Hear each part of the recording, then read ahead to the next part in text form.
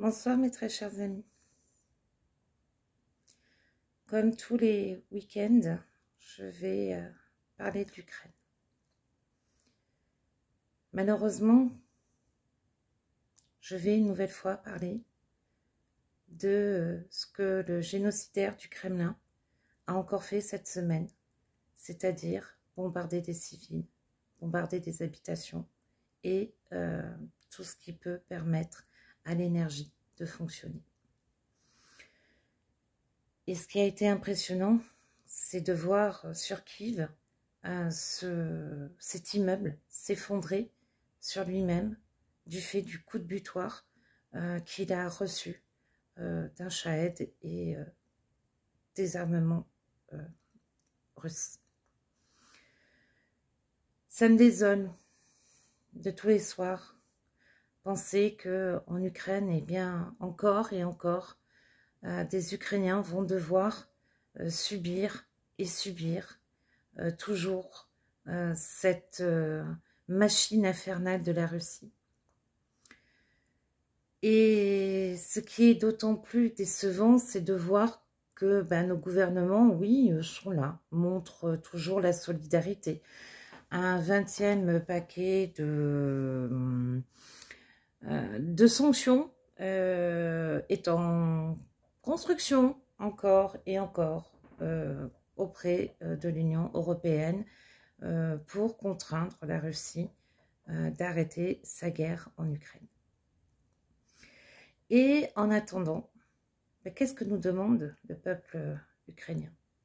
D'être toujours auprès de lui, certes, cependant, de lui donner les moyens de se défendre, qu'on lui donne les moyens aussi de pouvoir se réchauffer, lui permettre d'avoir accès à l'eau. Et pourquoi? Du moment que les infrastructures électriques ne fonctionnent pas, forcément, il n'y a pas de distribution d'eau au robinet. Il n'y a plus d'eau courante. D'autre part, la Russie a même détruit la plus grosse usine biogaz de l'Ukraine. Voilà, j'ai l'impression d'être toujours ce corbeau noir qui vient annoncer les mauvaises nouvelles concernant l'Ukraine. Et ça me lasse parce que derrière, il y a de la souffrance, derrière, il y a des civils, il y a des enfants, il y a des soldats qui se battent tous les soirs, tous les jours, et qui font face tous les jours à la guerre. C'est en cela que cela me fatigue. Car j'ai l'impression que, hormis gesticuler, parler, nos gouvernements ne bougent pas, n'avancent pas concrètement pour aider l'Ukraine. Les Ukrainiens nous demandent simplement de l'aide également pour se défendre, pour enfin se sortir de cette ornière de la guerre qu'ils n'ont pas souhaité. En revanche, ce qu'ils souhaitent, oui, c'est venir rejoindre la communauté européenne parce qu'ils en partagent les valeurs. Ils ont envie de rejoindre l'OTAN parce que, oui, à aujourd'hui, qu'on le veuille ou non, l'armée la plus à même d'apprendre des choses aux autres armées sur le continent européen, c'est bien celle de l'Ukraine. Et nous avons tout à gagner également.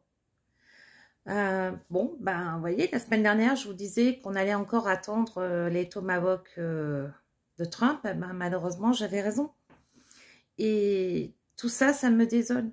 Ça me désole d'autant plus que, en revanche, dans les journaux, on est capable de vous dire que, voilà, un proche du président Zelensky s'est fait attraper pour corruption. Et que l'Ukraine est corrompue. Mais l'Ukraine n'est pas plus corrompue que n'importe quel pays. La corruption existe dans tous les pays.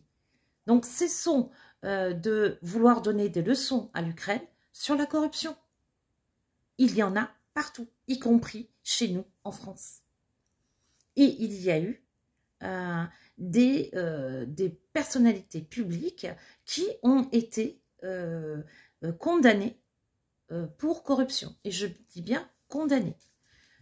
Car jusqu'à preuve du contraire, quand il y a des appels qui sont interjetés par X, Y, Z, et je ne pense pas à des personnes en particulier, eh bien, elles sont réputées innocentes.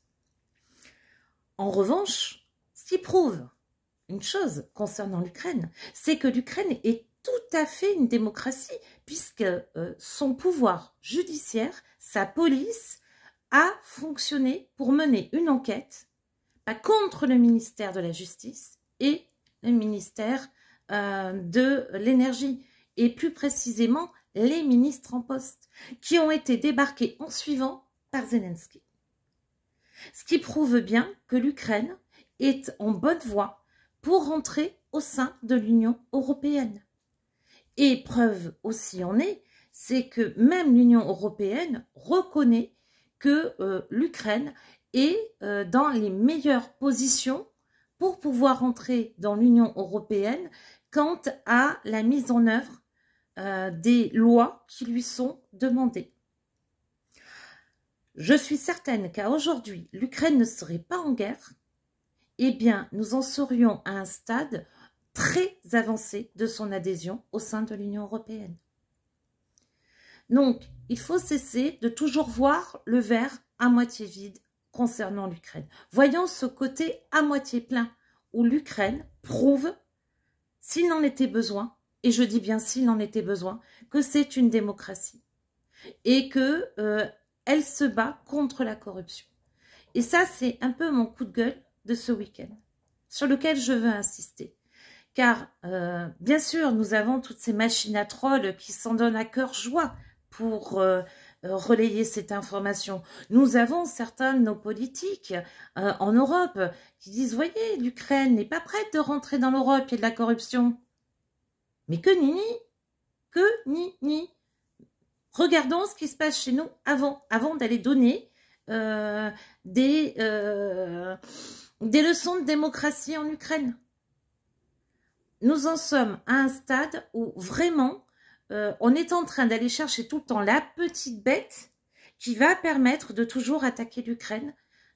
Et cette cyber attaque qu'il y a constamment par les trolls, par la propagande russe, eh bien, elle est là, elle fait son œuvre et malheureusement, des personnes tombent dans le piège. Donc aujourd'hui, s'il y a une chose qui est à retenir, c'est que l'Ukraine est vraiment sur le bon chemin et qu'elle se bat justement contre cette corruption. Corruption qui existe aussi en Russie hein, et qui est même pire, puisqu'il ne faut pas se leurrer, hein, les personnes qui sont au pouvoir en Russie, ce sont des mafieux. Hein. Donc voilà, on est sur un régime mafieux, terroriste, génocidaire et dictatorial. Bon, il y a mieux comme modèle hein, pour ceux qui soutiennent la Russie. Moi, je préfère de loin l'Ukraine qui se défend, qui œuvre pour sa liberté et qui respecte toutes les religions. Et qui respecte également les personnes qui parlent en russe. Parce que là aussi, on va démonter un mythe. Oui, en Ukraine, il y a quelques Ukrainiens qui ont du mal à accepter que d'autres Ukrainiens parlent russe. En revanche, ils ne sont pas majoritaires. Et en Ukraine, les Ukrainiens, le 3/4, parlent le russe et l'ukrainien. Donc là aussi, cessons de penser que on en veut aux russophones en Ukraine. Ce n'est pas vrai. On en veut aux Russes, on en veut à ceux qui viennent justement se battre en Ukraine pour commettre un génocide et la soumettre par les armes et une colonisation génocidaire. D'autant plus qu'il y a de plus en plus de preuves qui démontrent que les enfants qui sont en zone occupée sont tous contraints à un lavage de cerveau. Dernièrement encore, un jeune homme a bien précisé, puisqu'il a été sorti des territoires occupés, qu'on les contraint même à se préparer pour combattre leur propre pays. Donc, ce que je vous disais dans différentes vidéos, ça se confirme. Alors, qu'est-ce qu'on fait? On continue comme ça? On laisse l'Ukraine se débrouiller toute seule et faire en sorte que ce combat soit un combat à mort? Non. Moi, je m'y résous pas. Et j'espère que nous sommes nombreux. Et une fois de plus, je vais appeler nos gouvernements à fermer le ciel sur l'Ukraine, comme nous l'avons fait pour Israël. Il n'est plus possible de permettre que autant de bombes, que autant de missiles, que autant de shaheds parviennent en Ukraine et continuent à détruire l'Ukraine. Comme tous les week-ends, j'ai une pensée pour les personnes en Ukraine, pour les soldats sur le front, pour également les volontaires qui vont ravitailler les soldats sur le front. Slava Ukraini, Heroyam Slava Ukraini Ponaduse.